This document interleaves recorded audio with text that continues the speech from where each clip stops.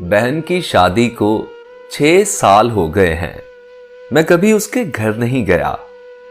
ईद शबरात कभी भी अम्मी या अब्बू ही जाते हैं। मेरी बीवी एक दिन मुझसे कहने लगी कि आपकी बहन जब भी घर आती है उसके बच्चे घर का हाल बिगाड़ देते हैं, खर्चा डबल हो जाता है।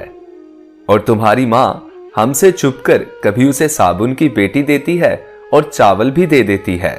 अपनी माँ को बोलो ये हमारा घर है, कोई खैरात सेंटर नहीं। मुझे बहुत गुस्सा आया। मैं बहुत मुश्किल से घर का खर्च पूरा कर रहा था और माँ सब कुछ बहन को दे देती है। मेरी बहन एक दिन घर आई हुई थी। उसके बेटे ने टीवी का रिमोट तोड़ दिया। मैं माँ को गुस्से से बोल रहा था, माँ बहन को बोलो यहां बस ईद पर आया करे और आप ये जो साबुन सर्फ और चावल देती है ना इसको बंद करें। माँ चुप रही, लेकिन बहन ने सब सुन लिया था और वो भी चुप रही। 4 बज रहे थे। उसने अपने बच्चों को तैयार किया और कहने लगी, भाई मुझे बस स्टॉप पर छोड़ाओ। मैंने झूठे मुंह कह दिया, कुछ दिन और रह लेती। लेकिन वो मुस्कुराई और कहने लगी, नहीं भाई वो बच्चों की ना छुट्टियां खत्म होने वाली हैं।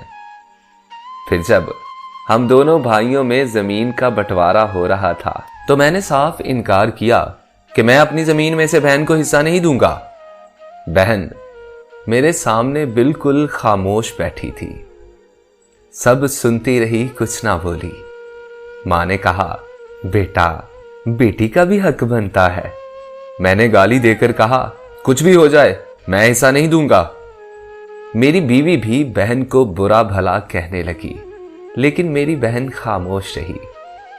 बड़ा भाई अलहदा हो गया। कुछ वक्त के बाद मेरे बड़े बेटे को टीबी हो गया। मेरे पास उसके इलाज करवाने के लिए पैसे नहीं थे। मैं बहुत परेशान था और कर्ज भी ले चुका था।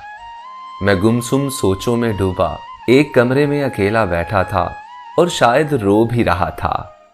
उस वक्त वही बहन घर आई।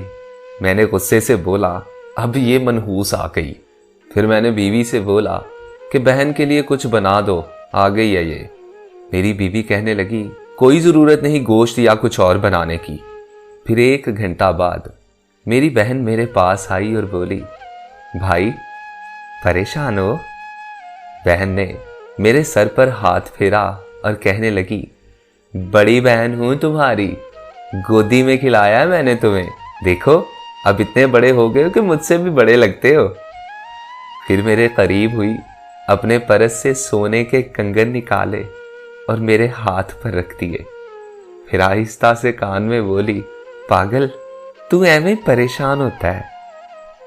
बच्चे स्कूल थे, मैंने सोचा दौड़ते दौड़ते भाई से मिलाऊं।